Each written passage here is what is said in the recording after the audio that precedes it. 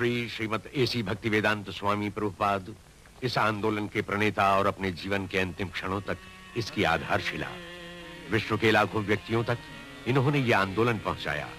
बिना किसी व्यक्तिगत स्वार्थ के भगवान श्री कृष्ण भावना का प्रसार करने के लिए इन्होंने उस परम पिता की भक्तिभाव से सेवा की। आंदोलन से समाहित रहने पर भी लोगों का ध्यान इनकी उपलब्धियों तथा आदर्श चरित्र की ओर गया। विश्व के विद्वानों और धर्मगुरुओं ने इनके योगदान को सराहा।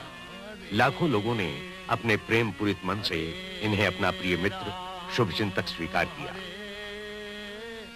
श्रील प्रभुपाद की पुण्य स्मृति में इनके शिष्यों ने अमेरिका में पश्चिम वर्जीनिया की पहाड़ियों पर एक अद्वितीय स्मारक बनाया, जहां आज लाखों यात्री हर वर्ष जाते हैं।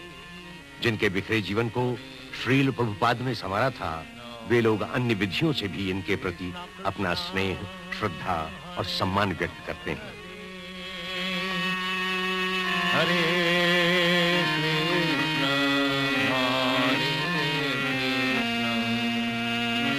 कृष्ण कृष्ण हरे हरे हरे राम हरे। सदैव भगवान श्री कृष्ण का स्मरण, यह मूल मंत्र सदियों से भारत की आध्यात्मिक संस्कृति का लक्ष्य रहा है। आज भी भगवान श्री कृष्ण का स्मरण शिल्पकला, नृत्य, नाट्य और दर्शन की अद्भुत प्रतिभा के रूप में किया जाता है।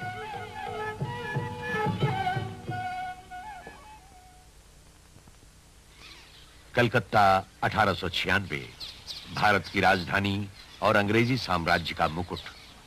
विशाल भवनों, विस्तृत सड़कों और मनोरम उद्यानों का संगम। यही वो नगर है जहां अभय चरणारविंद भक्तिवेदांत स्वामी का जन्म हुआ। इनके संपन्न परिवार का लक्ष्य व्यापार था, परंतु ये स्वयं जन्म से ही भगवान श्री कृष्ण के परम भक्त थे। अपने बाल्यकाल से ही वे अपने पिता के साथ राधा कृष्ण मंदिर में नियमित जाते थे। 4 वर्ष के होते होते वे अपनी इच्छा से अपने ही घर में श्री राधा कृष्ण की पूजा करने लगे थे। भगवान श्री कृष्ण की स्तुति में जब परंपरागत रथ यात्रा निकलती तो अभय शरण भक्ति विह्वल हो जाते।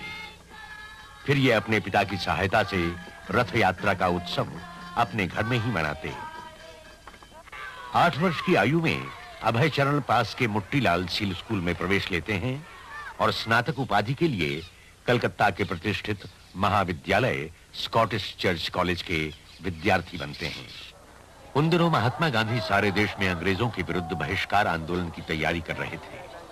भारतीय संस्कृति एवं भारतीयों के प्रति अंग्रेजों की दमन नीति की प्रतिक्रिया अभय शरण के संवेदनशील मन पर भी होती है। वो प्रारंभ से ही गांधी जी के इस आंदोलन के समर्थक बन जाते हैं।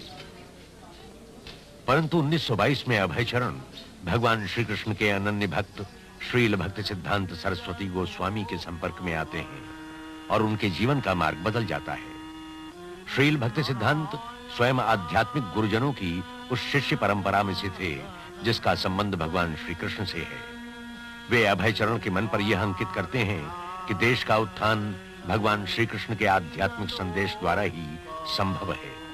इससे अधिक महत्वपूर्ण और कुछ नहीं है। वे अभय चरण को परामर्श देते हैं कि भगवान श्री कृष्ण भावना का पश्चिमी देशों में प्रसार करें। अभय चरण सुनते हैं और अत्यंत प्रभावित होते हैं।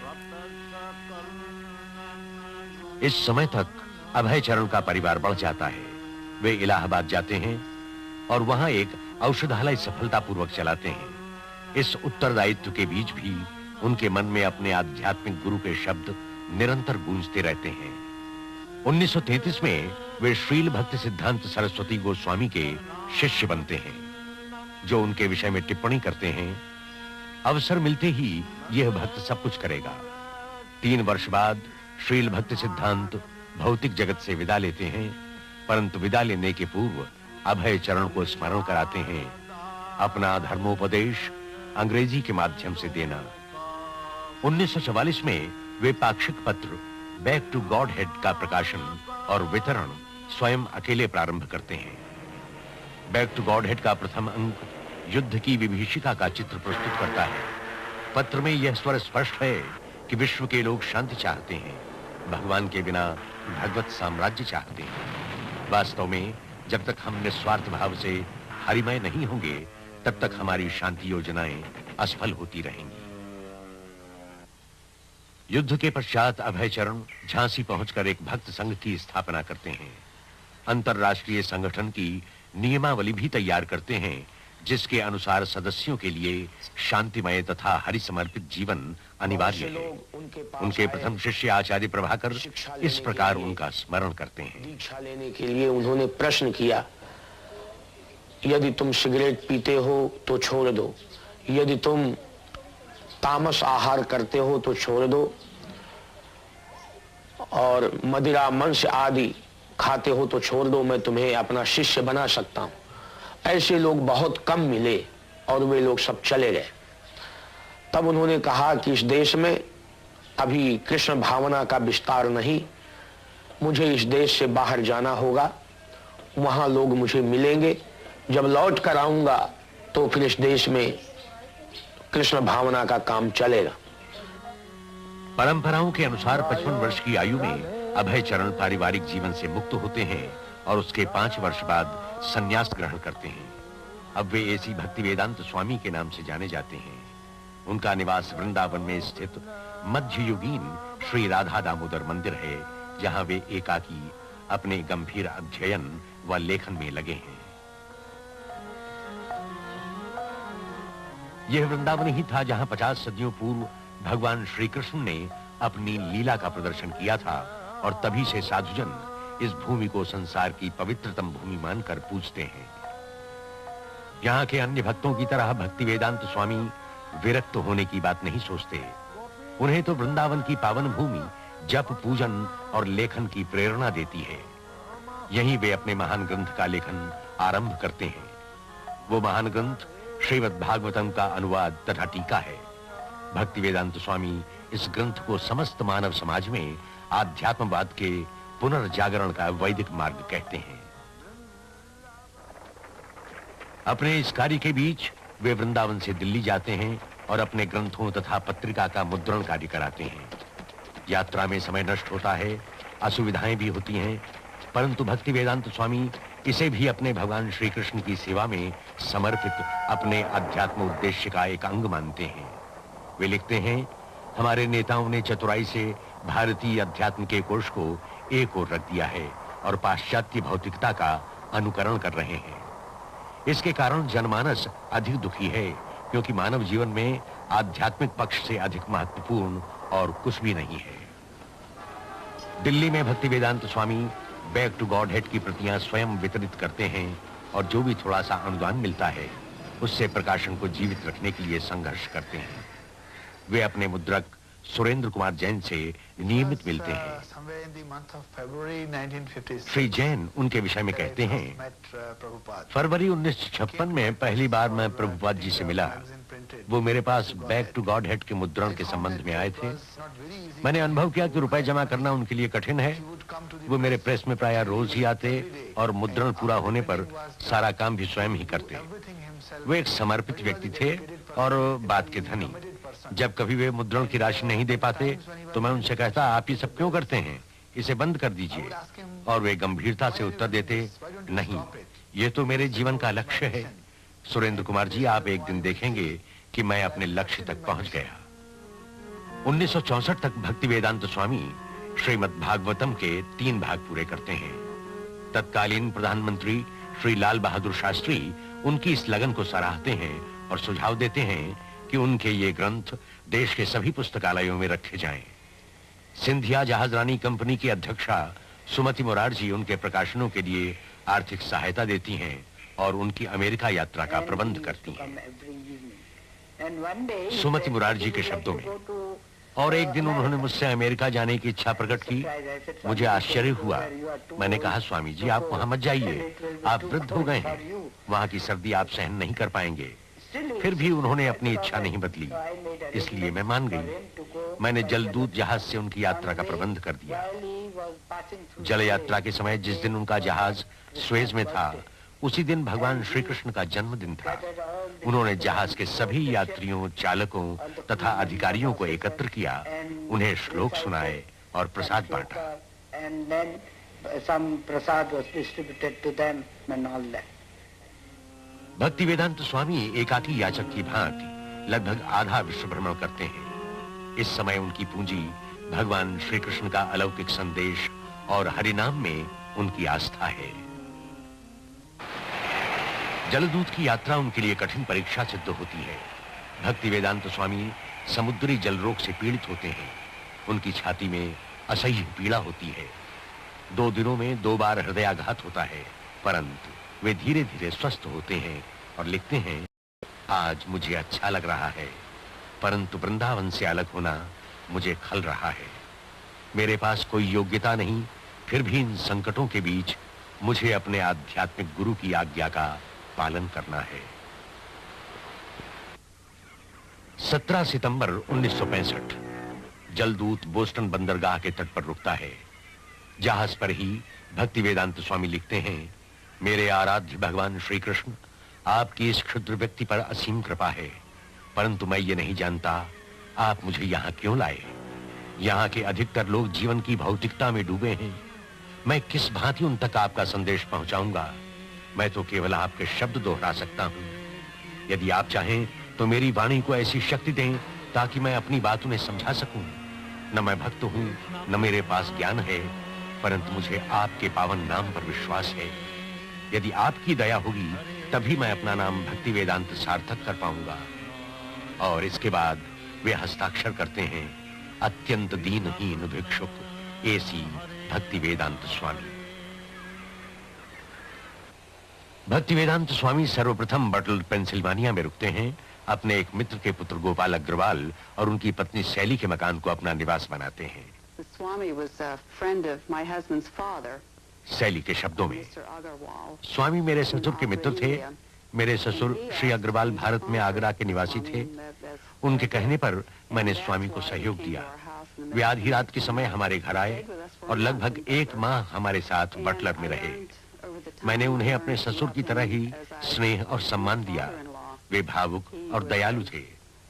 वास्तव में मैंने अपने जीवन में वैसा असाधारण व्यक्ति नहीं देखा। स्वामी जी के पास गिनी चुनी वस्तुएं थीं, पीठ पर थोड़े से कपड़े, एक टाइपराइटर, कुछ पुस्तकें तथा एक थैली में अनाज। बस यही उनका सामान था। कल्पना कीजिए, विश्व के दूसरे छोर पर आए व्यक्ति के पास बस इतना सामान। परंतु मैंने अनुभव किया कि उनके भीतर बहुत कुछ था। स्वामी जी अपने साथ एक छोटी कड़ाही भी लाए थे जिसमें अपना भोजन बनाते थे। अपना ही क्यों, वे हमारा भोजन भी बनाते थे। हमारा बच्चा केवल 6 माह का था जब वो आए, और जब ब्रिज पहली बार खड़ा हुआ, उसे खड़ा देखकर वे हंसे थे, खूब हंसे थे। ऐसी हंसी जो निश्चल होती है, सारे विश्व को मोह लेती है। उनके 1 माह के संपर्क में मुझे ऐसा आनंद मिला जैसा आनंद पाने की कामना मैं हमेशा करती हूँ। बटलर में भक्ति वेदांत सुविधा पूर्वक रहते थे, परंतु उन्होंने सोचा कि विश्व का सर्वश्रेष्ठ दर्शन भगवान श्री कृष्ण की भावना का प्रसार विश्व के श्रेष्ठतम नगर न्यूयॉर्क से प्रारंभ किया जाए। वे वहां से 100 वेस्ट में 72वें मार्ग पर रहने आते हैं। 3 माह पश्चात उनका टाइपराइटर तथा अनुवाद के लिए उपयोगी टेप रिकॉर्डर चोरी हो जाता है। भक्ति वेदांत स्वामी ने बाद में कहा, मैं संकट उठाकर अमेरिका आया, शरीर शिथिल और जीवन का अंतिम चरण। कभी यह भी नहीं सोचता कि कहां रहूं, और फिर उसके ऊपर वहां का भयानक शीत। यूं तो मैं 1 वर्ष अकेला था, परंतु मैंने अकेलेपन का कभी अनुभव नहीं किया। मुझे यह आभास होता रहता था कि मेरे आध्यात्म गुरु मेरे समीप हैं, इसलिए सारी कठिनाइयां होते हुए भी मैंने अपना उत्साह नहीं खोया। भक्ति वेदांत स्वामी अमेरिका उस दशक में पहुंचे जब सारे वातावरण में असंतोष व्याप्त था। जाति भेद को लेकर वियतनाम में चल रहे युद्ध के प्रति असंतोष था। असंतोष उन स्वार्थमय नीतियों के कारण भी था जो देश विदेश में चलाई जा रही थी। दुशासन से निराश होकर वहां के तरुणों ने एक विरोधी संस्कृति का सूत्रपात किया था।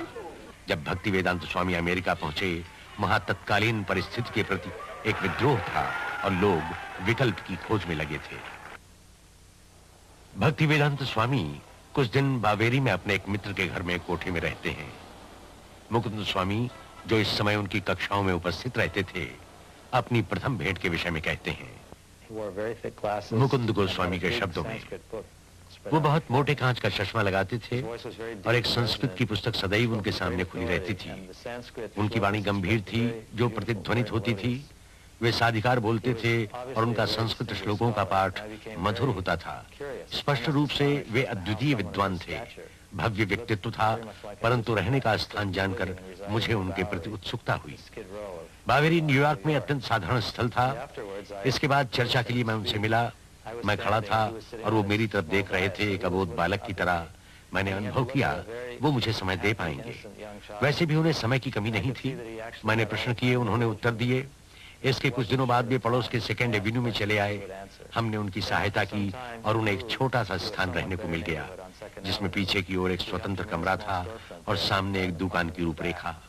उसके कुछ ही दिनों बाद ये दुकान का भ्रम कराने वाला सेकेंड एवेन्यू, जो न्यूयॉर्क के लोअर ईस्ट साइड में था और चारों ओर हिप्पियों से घिरा था, एक भव्य श्री कृष्ण मंदिर में परिवर्तित हो गया। मुझे स्मरण है वहां एलन गिल्सबर्ग ने आना शुरू किया था। उनका लोअर ईस्ट साइड में आना ही उनके सामाजिक मूल्यांकन का प्रमाण था। वहां की परिपाटी थी कि स्वामी, योगी और महत्वपूर्ण गुरुजन शहर के उस ओर ठहरते थे जहां उन्हें पूंजीपतियों का सहयोग और सहायता मिलती थी। उसी ओर एक शानदार भवन में कृष्णमूर्ति रहते हैं और फ्रांस में बनी सामग्री का उपयोग करते हैं।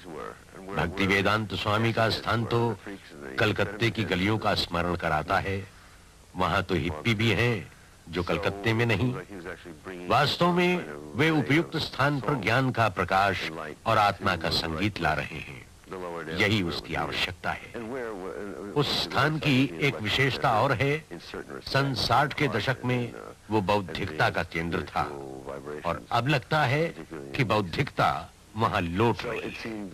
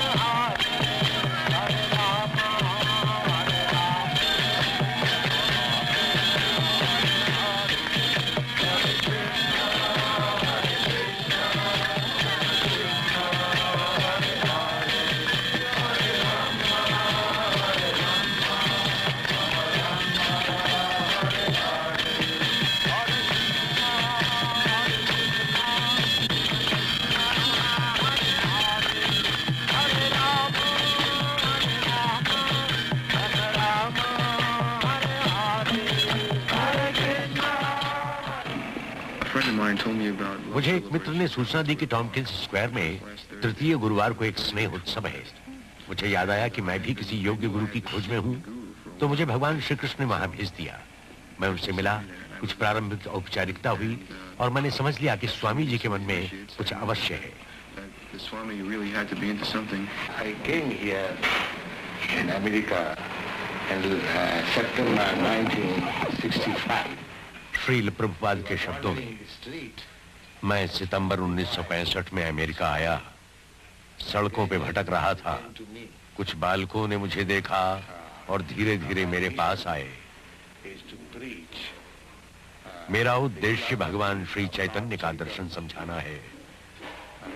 Chanting Hare Krishna, Krishna Krishna, Hare Hare, Hare Rama, Rama Rama, Hare Hare. This transcendental vibration. जप की आध्यात्मिक ध्वनियों से मानसिक विकार दूर होते हैं। ये ध्वनियां आत्मा की गहराई से निकलती हैं, अतएव इनका प्रभाव सब पर एक सा होता है, चाहे वो किसी भी भाषा, देश अथवा जाति का हो। Appealing to everyone without any question of language, nationality, creed or caste, because it is coming forth from the depth of the soul. बाद में भक्ति वेदांत स्वामी ने लिखा, भगवान श्री कृष्ण कुछ योजना बना रहे थे, तभी तो तुम सब एक एक करके मेरे पास आए। तुम सब निष्कपट हो, अतएव भगवान श्री कृष्ण भावना का आत्मसात कर सकोगे। अब मैं समझता हूँ वो सब चमत्कार था, अन्यथा एक वृद्ध जो पुस्तकें बेचकर क्षुधा शांत करता हो, जिसके पास जीवित रहने के साधन भी न हो, वो कैसे भौतिकता में डूबे समाज में भगवान की भावना का प्रवेश कर सकता है। भक्ति वेदांत स्वामी के लिए ये सुखद समय था। एक तरुण की तरह गाते बोलते वे हरे कृष्ण आंदोलन जनता के समक्ष लाते हैं। उद्यानों में जाप करके, बैक टू गॉड हेड की प्रतियां वितरित करके, रविवार को निःशुल्क प्रसाद भोज आयोजित करके वे असंख्य लोगों को आकर्षित करते हैं। भविष्य के लिए उनकी आशा बलवती होती है, उसके प्रसार के आसार स्पष्ट होते हैं। हरे कृष्ण आंदोलन पनपने लगता है।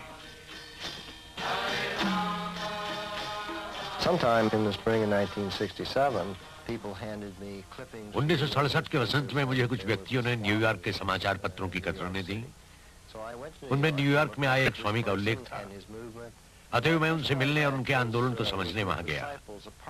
मैं पहले उनके शिष्यों से मिला और मैं स्पष्ट कहूं, भक्ति वेदांत स्वामी के शिष्यों से मिलकर मुझे निराशा हुई। उनका ज्ञान अधूरा था और अपने लक्ष्य के विषय में वे भ्रमित थे। परंतु एक बात अवश्य थी, वो सभी गंभीरता से समर्पित थे। मैं उनके ये दो विरोधी पक्ष, एक ओर अनियमितता और दूसरी ओर संपूर्ण समर्पण, तब तक नहीं समझ पाया जब तक मैं भक्ति वेदांत स्वामी से नहीं मिला। और जब मंदिर में कई बार जाने के बाद उनसे मिला, तब मैंने स्पष्टता जाना कि केवल इन्हीं के कारण यह आंदोलन प्रगति कर रहा है। आश्चर्य की बात तो यह थी कि वे स्वयं को इन गतियों का केंद्र नहीं बताते थे। उन्होंने कभी ये नहीं कहा कि अमुक काम मेरे लिए करो। वो हमेशा कहते कि मुझे और आपको ये काम भगवान श्री कृष्ण के लिए करना चाहिए। वो प्रायः ऐसे काम कहते थे जो करने वालों को असंभव लगते थे। उन्होंने अपने एक प्रारंभिक शिष्य से एक पत्रिका शुरू करने के लिए कहा। उसने पत्रिकाएं पढ़ी थीं, परंतु पत्रिका के प्रकाशन से वो अनभिज्ञ था। उसने कहा, मैं ये कैसे करूंगा? भक्ति वेदांत स्वामी ने उत्तर दिया, भगवान श्री कृष्ण तुम्हारी सहायता करेंगे। फिर भी वो भयभीत था। न उसके संपर्क थे, न उसमें लोगों का विश्वास जीतने की क्षमता थी। परंतु स्वामी जी उसमें विश्वास जगाते हैं, कहते हैं भगवान श्री कृष्ण ही मार्गदर्शक हैं, वे ही आगे बढ़ाएंगे और वे ही हर कार्य करने की शक्ति भी देंगे। भक्ति वेदांत स्वामी न्यूयॉर्क के नहीं हुए थे, वे तो केवल भगवान श्री कृष्ण के थे। इसलिए जब उनके अनुयायी उन्हें सैन फ्रांसिस्को बुलाते हैं तो वो वहां भी पहुंच जाते हैं। वहां के निर्द्वंद्व तरुणों को भगवान श्री कृष्ण के विषय में बतलाते हैं, उनकी पुरातन संस्कृति, उनका आध्यात्मिक भोजन, उनका हृदयगत जाप और सदैव उच्च आदर्शों का महत्व समझाते हैं। फलस्वरूप हिप्पी आंदोलन के केंद्र Haight Ashbury Golden Gate Park जैसे स्थान पर हरे कृष्ण का मंत्र गूंज उठता है। मंत्र की गूंज में अद्वितीय शक्ति और प्रभाव स्पष्ट दृष्टिगोचर होता है।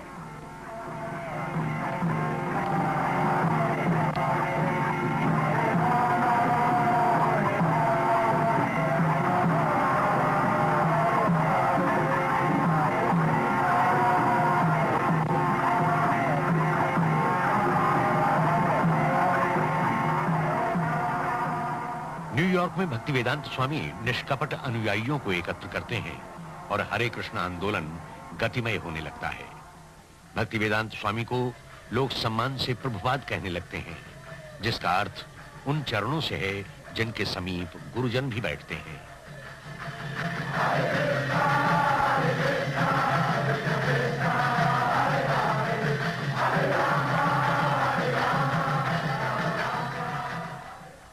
मॉन्ट्रियल से प्रभुपाद 6 शिष्यों को मंदिर की स्थापना के लिए लंदन भेजते हैं। यमुना देवी दासी स्मरण करती हैं। So we went to London that fall, and although we had no permanent place of residence and we were completely dependent on Krishna, तो हम लोग लंदन पहुंचे। हमारे पास रहने का कोई स्थान नहीं था।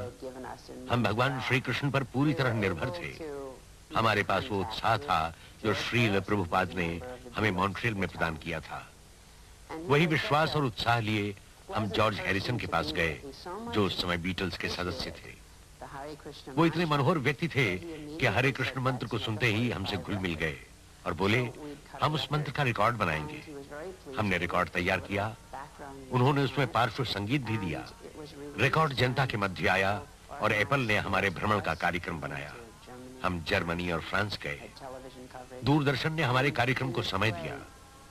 संडे टाइम्स पत्र ने हम पर आलेख प्रकाशित करने की इच्छा प्रकट की और हमने श्रील प्रभुपाद को तार से सूचित किया। कृष्ण भावना से लंदन चकित। With the headlines, Krishna consciousness startles London.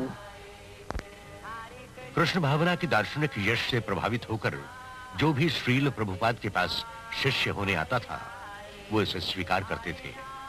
हिंदुओं की कट्टरता के आधार पर नहीं वरन योग्यता और सच्चाई के आधार पर उसे ग्रहण करते थे। भारतीय आध्यात्मिक जीवन के इतिहास में आज तक ऐसा नहीं हुआ। इस दुष्टर कार्य की ओर किसी ने साहस भी नहीं किया कि पाश्चात्य देशवासियों को परिवर्तित कर उन्हें पूरी तरह भगवान श्री कृष्ण का भक्त बनाए। परंतु अपनी अतुलनीय आध्यात्मिक शक्ति और ईश्वरीय कृपा से वे सफल हुए। ऐसे सफल हुए जैसी उन्हें स्वयं भी आशा नहीं थी। यह आंदोलन कितना पुराना है? ऐतिहासिक दृष्टिकोण से यह लगभग 5000 वर्ष पुराना है। क्यों पाश्चात्य जगत अब इसकी ओर आकर्षित हो रहा है? इधर कुछ वर्षों से ही पाश्चात्य जगत पर इस आंदोलन का प्रभाव पड़ रहा है। ऐसा क्यों?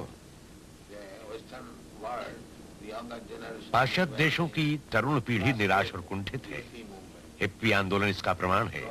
इसलिए जब उन्होंने कोई वास्तविक आधार पाया तो उसे ग्रहण कर लिया।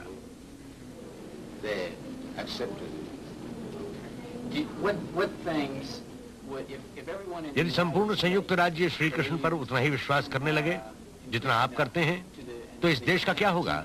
इसमें क्या परिवर्तन होगा?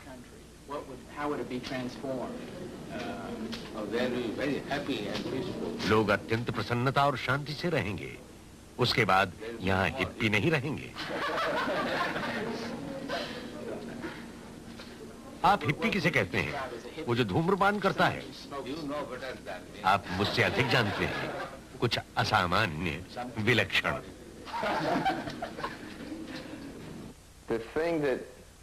श्रील प्रभुपाद का अपने शिष्यों के प्रति समर्पण देखकर ही मुझे प्रेरणा मिली थी। अपने शिष्यों के साथ रहने में उन्हें महान सुख मिलता था। ये बात नहीं थी कि वे अनेक शिष्य बनाते थे और फिर उन्हें अपने कार्यों में लगाते थे।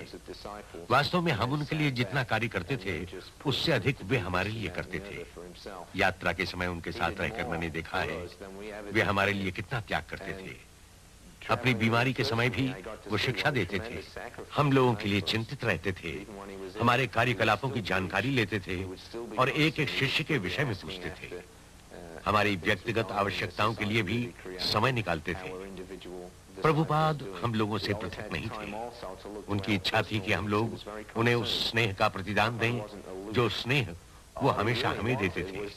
और जब हम उनके स्रोत का प्रतिदान उन्हें देते थे तो हमें उनका स्नेह और भी अधिक मिलता था। जहां तक मेरे व्यक्तिगत अनुभवों का संबंध है, मैंने श्रील प्रभुपाद में एक ऐसा व्यक्तित्व पाया है जिस पर मैं अपना सब कुछ सच्चाई से बलिदान कर सकता हूं। श्रील प्रभुपाद के दृष्टिकोण से भगवान श्री कृष्ण भावना न कोई विश्राम के क्षणों का दर्शन है और न ही कुछ समय का धर्म। वो तो जीवन की अबाध गति है, अविरल धारा है। वो श्रेष्ठतम संस्कृति भी है जो मनुष्य की राजनैतिक, आर्थिक तथा सामाजिक समस्याओं का अंत कर सकती है। अपने इस स्वप्न को साकार करने के लिए श्रील प्रभुपाद 12 वर्षों में विश्व की परिक्रमा 14 बार करते हैं और अपने अनुयायियों को प्रेरणा देते हैं। जिज्ञासुओं से भगवान श्री कृष्ण भावना पर चर्चा करते हैं। श्रील प्रभुपाद के शब्दों में, वास्तव में हमारी व्यक्तिगत निधि कुछ नहीं है, जो है सब भगवान का है। हमने भगवान की निधि चुराई है और उस पर अपना अधिकार जताते हैं। जैसे ऑस्ट्रेलिया, वहां अंग्रेज आए, पर क्या ऑस्ट्रेलिया अंग्रेजों की संपत्ति है? वो तो पहले से ही वहां था। अमेरिका भी था। और जब सब कुछ नष्ट हो जाएगा तब भी वो रहेगा। इस सत्य के बीच हम आते हैं और अपना अधिकार जताकर कहते हैं ये संपत्ति हमारी है, और फिर झगड़ते भी हैं। भगवान श्री कृष्ण भावना की परंपराओं को पूर्ण वैभव के साथ पुनः जागृत करने के लिए प्रभुपाद एक ऐसे कृषक समाज की कल्पना करते हैं जिसका केंद्र भगवान हो। सर्वप्रथम ऐसा समाज वो पश्चिमी वर्जीनिया की पहाड़ी पर प्रारंभ करते हैं। इसे प्रभुपाद भगवान श्री कृष्ण के वृंदावन का स्मरण कर नया वृंदावन नाम देते हैं। 1972 में श्रील प्रभुपाद डेलास टेक्सास में भगवान श्री कृष्ण भावना पर आधारित प्राथमिक शाला प्रारंभ करते हैं। सतस्वरूप दास गोस्वामी बतलाते हैं, श्रील प्रभुपाद व्यावहारिकता को ध्यान में रखकर प्राथमिक शाला प्रारंभ करते हैं, जिसमें बालक नियमित अध्ययन के साथ आत्मबोध का ज्ञान भी पा सकें। इसका यह अर्थ हुआ कि गुरुकुल परिपाटी अनूठी थी, क्योंकि वहां शिक्षक स्वयं दुर्गुणों से परे होता था। आज के शिक्षा जगत में ऐसे शिक्षक पाना कठिन है जो अपनी सारी शैक्षणिक योग्यताओं के बावजूद यौन विकृतियों, मद्यपान तथा धूम्रपान से मुक्त हो। परंतु भगवान श्री कृष्ण भावना के शिक्षक के लिए यह अनिवार्य है कि वो स्वयं भक्ति के ऐसे धरातल पर हो जहां उसके विद्यार्थी उसे आदर्श मानकर चलें। जो शिक्षक कहता है उससे अधिक जो वो करता है, उस सत्य से बालक शिक्षा ग्रहण करे। श्रील प्रभुपाद ने अपने गुरुकुल में इसी प्रकार के आदर्शों का समावेश किया। श्रील प्रभुपाद धीरे धीरे अपने शिष्यों को श्री मूर्ति पूजा की पवित्र परंपरा की ओर उन्मुख करते हैं, ताकि वे अध्यात्म के क्षेत्र में उन्नति कर सकें। वे कहते हैं, भगवान श्री कृष्ण केवल ज्ञानेंद्रियों की सहायता से नहीं समझे जा सकते, परंतु मूर्ति के रूप में वे स्वयं हमारे सामने प्रकट होने की कृपा करते हैं और हमारी सेवा स्वीकार करते हैं। जब हम मूर्ति की सुंदरता की ओर आकर्षित होंगे, तब हमारे मन से भौतिक वस्तुओं का आकर्षण नष्ट हो जाएगा। जो जो हम मूर्ति की सेवा करेंगे, त्यों-त्यों हमारे मन में भगवान के प्रति निष्ठा बढ़ती जाएगी और यही निष्ठा हमारे जीवन को सफल करेगी।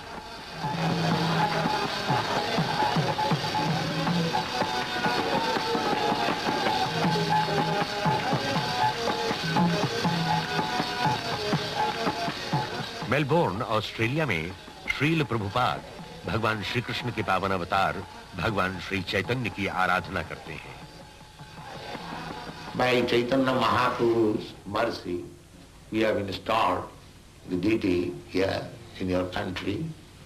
प्रभुपाद के शब्दों में, श्री चैतन्य महाप्रभु की असीम कृपा से हमने आपके देश में मूर्ति स्थापना की है। आप भाग्यवान हैं कि श्री चैतन्य महाप्रभु आपके देश में प्रकट हुए और अब वे आपको चिंता मुक्त होने का उपाय समझाएंगे। यही श्री चैतन्य महाप्रभु का संदेश भी है।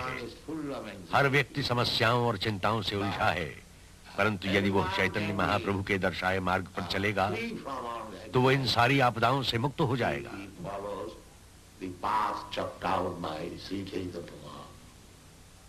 इस युग में मनुष्य का बड़ा पतन हुआ है, अतएव उत्थान का मार्ग भी बड़ा ही सहज बतलाया गया है। हरि नाम का जप ही सबका भाग्य विधाता है। They have been recommended simply to chant the holy name of God. That's all. America में आने के 5 वर्ष बाद तक श्रील प्रभुपाद भगवान श्री कृष्ण भावना का परिचय पाश्चात्य नागरिकों को कराते हैं, जिसमें गृहिणियों से लगाकर हिप्पी और प्रशासक तक आते हैं। उसके बाद नवंबर 1971 में विश्व भ्रमण के पश्चात वे अपने कुछ अनुयायियों सहित दिल्ली आते हैं। वहां के मेयर उनका स्वागत कुछ ऐसे करते हैं जैसे घर लौटे किसी महान देशभक्त का किया जाता है। प्रभुपाद भगवान चैतन्य का उदाहरण देते हैं। भारत में जन्म लेने वाले हर व्यक्ति का कर्तव्य है कि दूसरों के हित में भगवान श्री कृष्ण भावना का प्रसार करे। यही भारत का सबसे महान वैभव है और यही अनूठा उपहार वो विश्व को दे सकता है। दिल्ली के मैदान में 30,000 भारतीय एकत्र होते हैं। वे पाश्चात्य भक्तों को देखने और प्रभुपाद को सुनने के लिए उत्सुक हैं।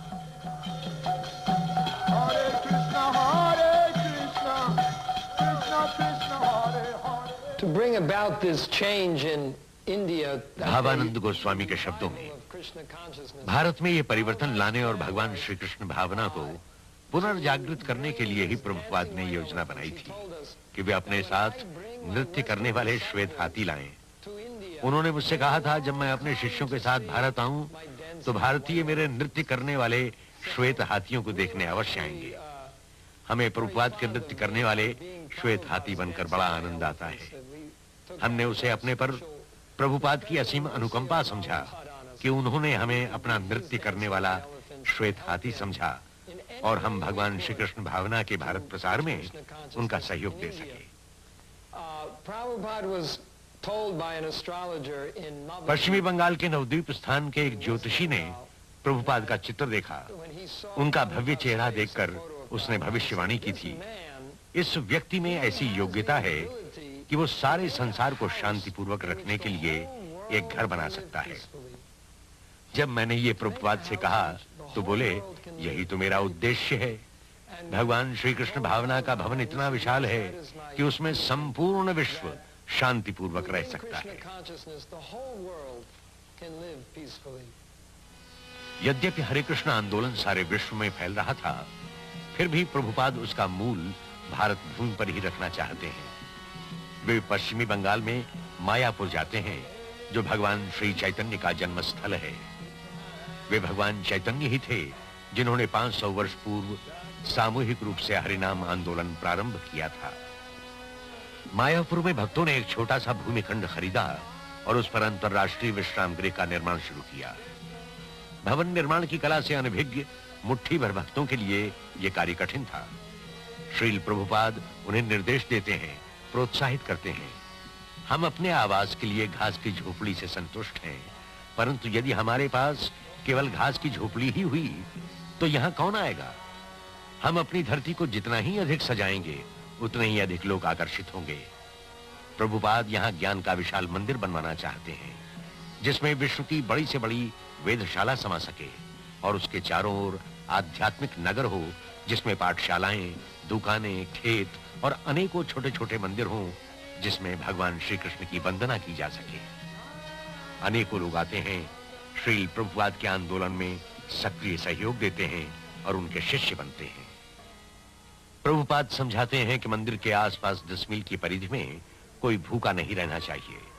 मार्च 1972 में भक्त इस्कॉन का प्रसाद वितरण आंदोलन प्रारंभ करते हैं और प्रसाद तथा शाकाहारी भोजन भगवान श्री कृष्ण के नैवेद्य के पश्चात बांटते हैं।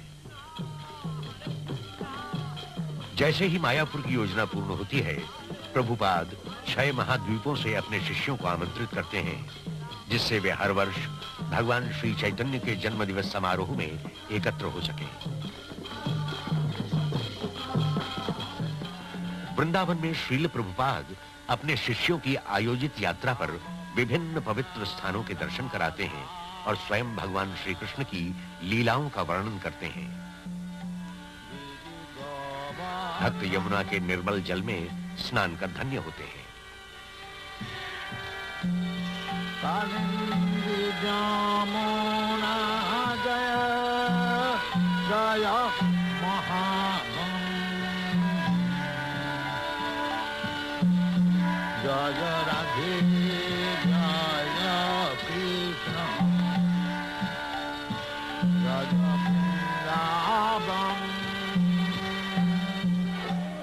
प्रभुपाद देश की महानगरी बंबई में भूमिखंड प्राप्त करते हैं। यद्यपि उनके पास मंदिर के लिए छोटी सी झोपड़ी थी, फिर भी वे अंतरराष्ट्रीय संस्कृत केंद्र का स्वप्न देखते हैं। उनकी कामना है कि अधिक से अधिक लोग आध्यात्मिक जीवन का अमृत पान कर सकें, चाहे वो दार्शनिक तत्वों से हो, चाहे आध्यात्मिक भोजन से। वो तो यही चाहते हैं कि हर व्यक्ति प्रसन्न रहे, आशावान हो और शांति से जीवन व्यतीत कर सके। बंबई के एक वरिष्ठ उद्योगपति डॉक्टर एनडी देसाई उन दिनों का स्मरण करते हैं। उन्हीं के शब्दों में 1971 से लगाकर 1977 के बीच में अनेकों बार श्रील प्रभुपाद से मिला और हर बार मैंने उनमें दोष निकालने की कोशिश की, उन्हें क्रोधित करने का प्रयास भी किया। एक बार तो मैंने ये भी जानने का प्रयास किया कि लालची हैं या नहीं, लेकिन मुझे कहीं सफलता नहीं मिली। मैं उनमें कोई दोष नहीं निकाल पाया।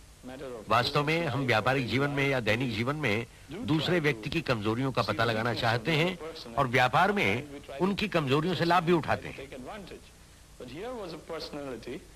परंतु ये एक ऐसे व्यक्ति थे जो कभी उत्तेजित ही नहीं होते थे।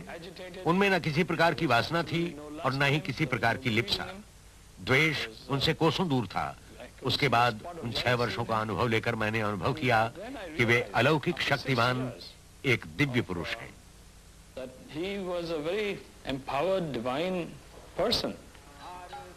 श्रील प्रभुपाद कहते हैं, मैं देख रहा हूं मेरे सभी स्वप्न धीरे धीरे साकार हो रहे हैं। बंबई में संगमरमर का विशाल मंदिर, एक स्टेज, एक भोजनालय, एक पुस्तकालय तथा 2 मीनारों वाला 7 मंजिलों का आश्रम। मायापुर में योजनाबद्ध आध्यात्मिक नगर पनप रहा है।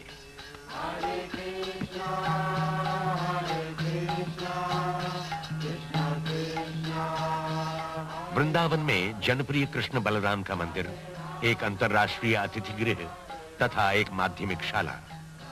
प्रभुपाद देखते हैं कि उनकी संस्था विश्वव्यापी मंडल का रूप ले रही है, जिसमें 100 से अधिक मंदिर, भोजनालय, संस्थाएं, शालाएं तथा कृषक समितियां हैं।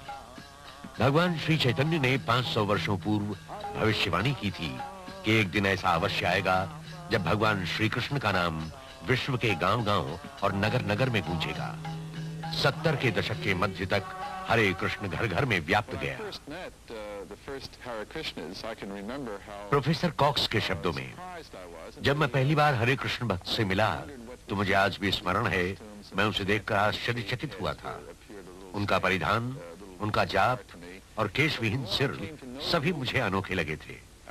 पर जो मैं उस आंदोलन के संबंध में अधिकाधिक जानता गया, त्यों-त्यों मेरी धारणा बदलती गई। उनकी शिक्षा के तत्वों में मुझे वही भाव मिले जो मेरी समझ के अनुसार ईसाई मन में है। सारा जीवन भौतिक वस्तुओं के संग्रह का निषेध, प्रत्येक जीव के प्रति ममता तथा प्यार, पीड़ा आदि बांटकर प्रसन्न रहने का संदेश। मैं इस बात से अधिक प्रभावित हूँ कि किस प्रकार एक व्यक्ति की शिक्षा और उसके द्वारा लाई आध्यात्मिक परंपरा ने इतने व्यक्तियों को अपना लिया। मेरा निश्चित मत है कि उनका योगदान अत्यंत महत्वपूर्ण है और चिरस्थायी भी। बाल्यकाल में श्रील प्रभुपाद अपने निवास के पास कलकत्ता में भगवान जगन्नाथ की रथ यात्रा का उत्सव अपने सखाओं सहित मनाते थे। इतने वर्षों बाद वे रथ यात्रा का त्योहार आज भी मनाते हैं। अंतर केवल इतना है कि अब वो रथ यात्रा विश्व के 20 बड़े शहरों की प्रमुख सड़कों पर सैकड़ों शिष्यों और अतिथियों के साथ मनाई जाती है।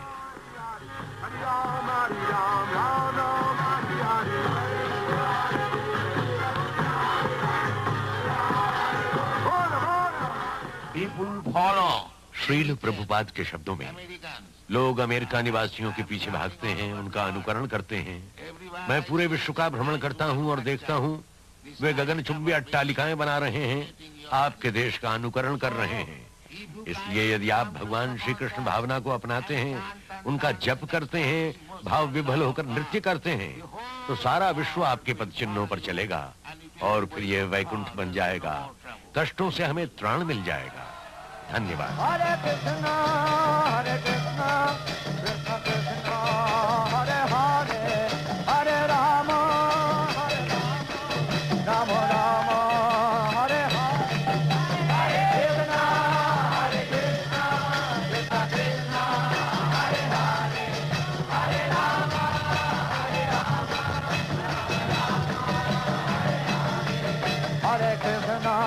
हरे कृष्णा कृष्णा कृष्णा हरे हरे, हरे राम राम राम हरे हरे, हरे कृष्णा हरे हरे, हरे राम राम राम। चाहे सामने अपार जनसमूह हो या गिने चुने शिष्य या अकेले श्रील प्रभुपाद, सदैव एक भक्त के रूप में ही दिखे। बोली हरि जय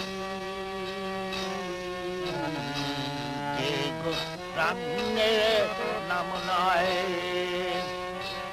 नारो हाय प्रेम दय राधे मुनि बोली हरि जय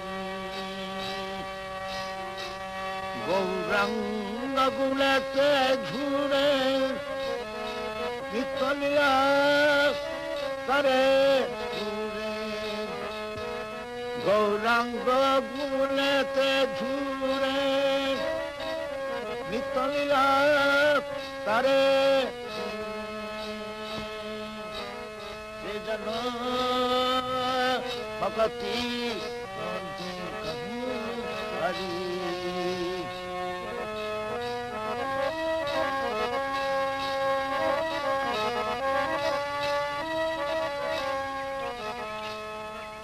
श्रील प्रभुपाद विश्व के किसी भी भाग में रहें, उनकी दिनचर्या नियमित रही। प्रातः काल के निर्मल और शांत वातावरण में टहलते, फिर विद्यार्थियों और अतिथियों के साथ अंतरंग होकर समय बिताते। धोती और रूढ़िवादी विचारधारा को छोड़कर वे अपने विद्यार्थियों को अपना ज्ञान और वैचारिक क्षमता बढ़ाने का परामर्श देते। टहलने के बाद श्रील प्रभुपाद भगवत मूर्ति की वंदना करते, साष्टांग प्रणाम करते, तब श्रीमद् भागवतम के किसी श्लोक पर प्रवचन करते।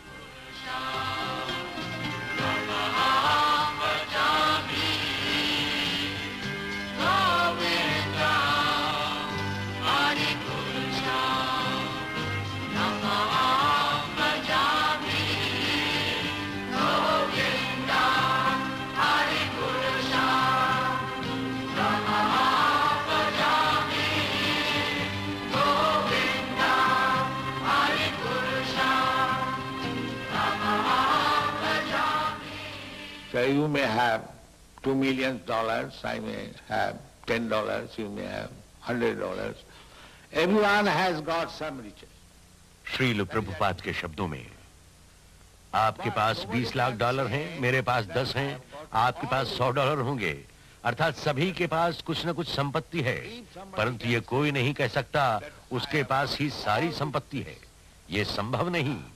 यदि कोई ये कह सकता है कि उसके पास सारी संपत्ति है, तो वो ईश्वर है, भगवान है। यही भगवान श्री कृष्ण ने कहा है। कृष्ण से भोक्तारम जगतमुथाम सर्वलोक महेश्वरम। इतिहास में ऐसा किसी अन्य व्यक्ति ने नहीं कहा। भगवान कृष्ण ने कहा है, मैं सभी वस्तुओं का रस लेता हूँ और विश्व में सभी का स्वामी भी मैं ही हूँ। ये कौन कह सकता है? वही ईश्वर है। लॉस एंजलिस में मध्याह्न के बाद श्रील प्रभुपाद अपने अतिथियों तथा धर्मविदों से मिलते हैं। Your pride, your property, your family. Srila Prabhupada के शब्दों में, आपका अहम, आपकी संपत्ति, आपका परिवार, आपकी बैंक में जमा राशि, आपकी गगनचुंबी अट्टालिकाएं सब ले ली जाती हैं, फिर सब समाप्त। बाहर निकलो, यही ईश्वर है। अब ईश्वर समझ में आया? आप इस पर विश्वास करें या न करें, ईश्वर एक दिन आएगा, आपको ले जाएगा, आपकी हर वस्तु ले जाएगा और आप बाहर होंगे। भगवत गीता में यही कहा है, जो ईश्वर पर विश्वास नहीं करते, उनके पास मैं मृत्यु बनकर आता हूं और उनका सब कुछ ले जाता हूं। इस पर विश्वास करना पड़ता है। जिस तरह मृत्यु सत्य है, उसी तरह ईश्वर भी सत्य है। इसलिए जब तक मनुष्य पागल नहीं है, वो नहीं कहेगा कि ईश्वर नहीं है। जो ईश्वर के अस्तित्व को नकारता है, वो पागल है। प्रभुपाद ऐसे व्यक्ति को दृष्टिहीन और मूर्ख कहे तो अच्छा है।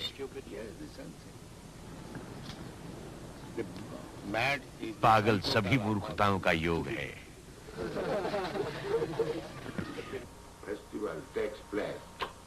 श्रील प्रभुपाद जहां भी होते हैं, अपना सारगर्भित लेखन करते रहते हैं। सूर्योदय के पूर्व उठकर वे संस्कृत और बंगला के मौलिक ग्रंथों के अनुवाद और उनकी टीका में घंटों व्यतीत करते हैं।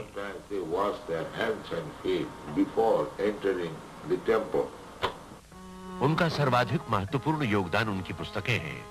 श्रील प्रभुपाद देखते हैं 6 करोड़ प्रतियां 28 भाषाओं में वितरित हो रही हैं। दर्जनों विश्वविद्यालयों के आचार्य उनकी पुस्तकों को आदर्श पाठ्य ग्रंथों के समान उपयोग में लाते हैं तथा उन पर प्रशंसात्मक टीकाएं लिखते हैं। डॉक्टर जूरा के शब्दों में, पाश्चात्य विश्व को उन्होंने श्री कृष्ण चैतन्य के भक्तिमय दर्शन से प्रथम बार परिचित कराकर एक महत्वपूर्ण कार्य किया है। इन पाठ्य ग्रंथों का परिचय भी उन्होंने भिन्न रीति से कराया है। मैंने भगवत गीता के अनेकों अनुवाद पढ़े हैं, जिनकी व्याख्या अद्वैतवाद के दर्शन की भांति अवैयक्तिक है, और ये अनुवाद आप इसे प्रथम बार भी कह सकते हैं। सच्चे अर्थों में ये भक्तिमय अनुवाद है, आध्यात्मिक अनुवाद है। मेरा विश्वास है कि यही अनुवाद भगवत गीता के वास्तविक अर्थ और उद्देश्य के समीप आता है। 1972 में स्थापित भक्ति वेदांत पुस्तक संस्थान मूलतः श्रील प्रभुपाद की कृतियों का प्रकाशन करता है। ये संस्थान भारतीय धर्म और दर्शन की पुस्तकों का महानतम वितरक बन गया है। श्रील प्रभुपाद का श्रेष्ठतम ज्ञान इन पुस्तकों का प्राण है, जो हरे कृष्ण आंदोलन का आधार है। भविष्य इसका साक्षी होगा कि यह आंदोलन अगले 10,000 वर्षों तक प्रगति करता ही रहेगा। 1977 में अपने गिरते स्वास्थ्य के बाद भी श्रील प्रभुपाद अपनी यात्राएं और शिक्षा का कार्य अनवरत करते हैं। फरवरी 1977 विश्व की महानतम तीर्थ यात्रा कुंभ मेला, जो इलाहाबाद में होता है। शरीर की शिथिलता के बाद भी श्रील प्रभुपाद यहां उपस्थित होते हैं। उनके शिष्य कीर्तन करते हैं और बैक टू गॉड हेड पत्रिका की प्रतियां वितरित करते हैं। Practically from the very beginning, Srila Prabhupada Kirtanananda स्वामी के शब्दों में, gave us वस्तुतः प्रारंभ से ही श्रील प्रभुपाद ने हमें चेतावनी दे दी थी कि वे सदैव हमारे साथ नहीं रहेंगे। वास्तव में 26 एवेन्यू में अपने कार्य के प्रारंभ में कुछ माह बाद ही वे बीमार पड़ गए। उस समय हम भयभीत हुए थे कि वो तभी हमारा साथ छोड़ देंगे। उन्होंने कहा, मैं वृद्ध हो गया हूँ, किसी भी क्षण विदा ले सकता हूँ। 3, 20 और 10 वो बीत गया है। मैं पूर्व सूचना दे रहा हूँ। प्रभुपाद इस भ्रांति में कभी नहीं थे कि वे सदैव हमारे साथ इस संसार में रहेंगे, परंतु उन्होंने कहा, मेरी शिक्षा रहेगी। और उन्होंने प्रारंभ से हमें अपनी शिक्षा के योग्य बनाया, प्रशिक्षित किया तथा अपने व्यक्तित्व का उपयोग करना सिखाया। उनकी इच्छा थी हम उनके आदर्शों का पालन कर भगवान श्री कृष्ण का वैभव और प्रदीप्त करें। दिन पर दिन उनका स्वास्थ्य गिर रहा था, फिर भी श्रील प्रभुपाद बंबई के रात्रिकालीन कार्यक्रमों में प्रवचन करते। स्वास्थ्य लाभ के लिए वे मई में हिमालय की तराई के नगर ऋषिकेश गए। वहां भी वे अपने शिष्यों को शिक्षा देते हैं। इसके पश्चात अक्टूबर में श्रील प्रभुपाद अपने पुराने निवास वृंदावन को लौटते हैं, जहां वे अपने अंतिम दिन व्यतीत कर सकें।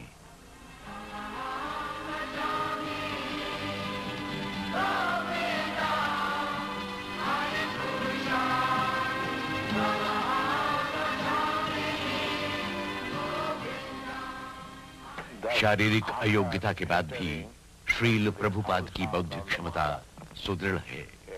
वे अपनी महान कृति श्रीमद् भागवतम का अनुवाद तथा टीका लिखाते हैं, उस दिन तक जिस दिन तक वे इस संसार से विदा नहीं लेते। श्रील प्रभुपाद कहते हैं, सभी अभिनय है, भगवान श्री कृष्ण की महत इच्छा पर घूमना है, यही भगवान श्री कृष्ण भावना है।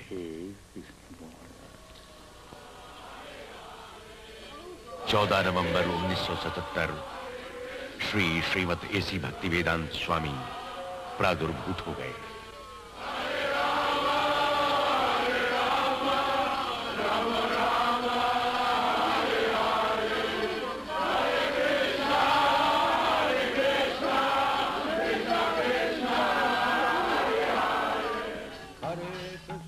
वह दिव्य व्यक्तित्व जिसने अनेक विषयों पर हजारों अर्थ वाले शब्द कहे, जिसने हजारों ढंग से ज्ञान दिया, जिसने हजारों भक्तों को प्रेरणा दी, अपने स्वामी भगवान श्री कृष्ण की शरण में लौट गया। भक्तों पर असीम कृपा करने वाले भगवान श्री कृष्ण ने अपने भक्तों को श्रील प्रभुपाद का सामीप्य दिया। अपने कार्यों में स्वाधीन भगवान श्री कृष्ण ने यह सामीप्य समाप्त कर दिया। फिर भी श्रील प्रभुपाद रहेंगे, वे अमर हैं। वे अपनी शिक्षा में सदैव रहेंगे, वे अपने अनुयायियों के हृदय में सदैव रहेंगे। उनके शुभ चिंतक बनकर वे सदैव उनका नियंत्रण करेंगे।